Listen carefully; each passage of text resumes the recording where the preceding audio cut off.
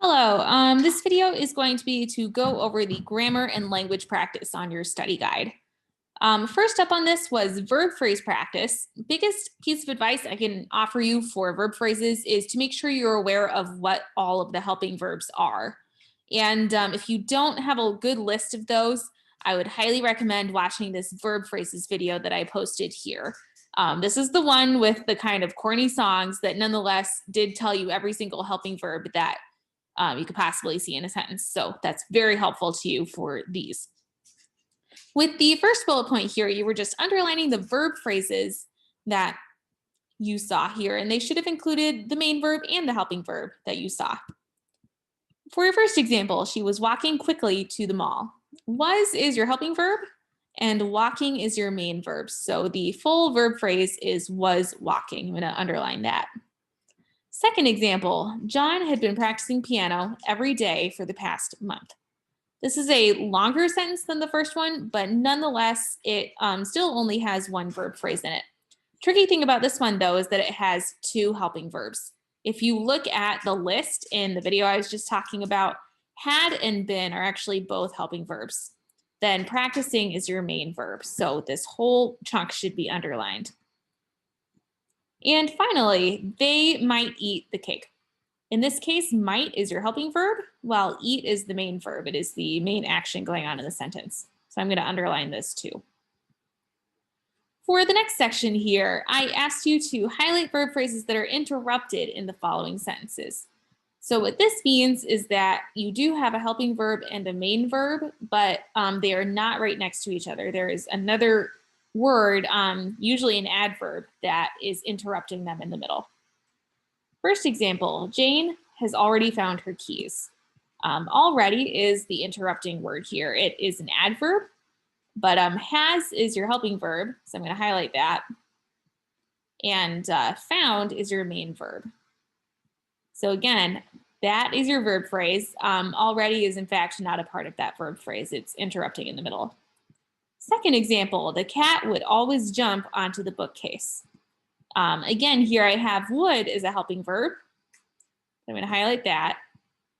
Jump is the main verb. It is the main action that the cat is doing.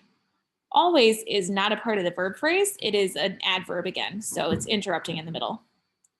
And finally, I would never want to disappoint my mother. In this case, would is once again my helping verb, and want is my main verb. So I'm going to highlight that. Never, once again, is another adverb that's interrupting in the middle. It is not a part of the verb phrase. Another interesting example I have here is to disappoint. Technically, that's an action that you can do, but this is an infinitive verb phrase, which means that it starts with to at the beginning. So it does not count as a part of the verb phrase in this case. If you see to coming before an action that you could do, don't count that as part of the verb phrase because that's a special kind of, I don't even want to say verb, but like an action that you could do. It's different. All right, and this last one, this one is up to you. But again, if you couldn't think of examples of helping verbs, I'm going to say it one more time. Please watch this video, the verb phrases video. It will help you a lot with these. Number one thing you can do if you were struggling. The next part of this study guide is switching over to diction and syntax. So remember, diction is focused on the word choices that the author is making. The two main types that we talked about are informal diction, which you were highlighting in yellow down here, and formal diction. So in other words, did the author choose to use informal language? Lots of times it might be slang, or are they using formal, more traditional, grammatically correct language? So you were looking at these two sentences and deciding which one was which. First example, I am like so psyched for this weekend. That is definitely informal. You'll notice there's a lot of slang in there, so I want to highlight this yellow. Second example, I am eagerly awaiting this weekend. That sounds a little bit more formal. Frankly, it's probably not the way you would talk in real life. So that tells you this is formal diction. It should be highlighted blue. The other practice that you were doing with diction was taking a sentence that has very informal diction and changing the word choice to make it sound formal. So your example that you started with was y'all are the best. And I highlighted y'all and the best as kind of informal word choices. So definitely something you would say in real life, but it's got sort of a slang characteristic to it. So your job again was to rewrite that sentence and make it sound formal instead. And there's not one way to do this, but something you could have done is you all, instead of y'all, are, and then we could say terrific, or you could say great, fantastic. Any of those would be just fine, but you'll notice that this sounds much more formal than the first option. I want to apologize. My dog is just having a fun time right now. It's very loud when he plays with his tennis ball. All right, and last thing that we have here is syntax. So the example I used with you guys when we first were learning about diction and syntax was a puzzle. So diction would be the individual puzzle pieces. It's the individual words that make up a sentence. Syntax, again, if we're thinking of a jigsaw puzzle, it is the whole puzzle put together. It is taking the words or the diction and thinking about the way that they're arranged in the sentence. So it's zooming out a little bit. We talked about two different types of syntax. There is simple syntax, which would generally be short, uncomplicated sentences. And there is complex syntax. And these are sentences that are usually longer and more complex. A tell for those is that you'll see lots of punctuation in them.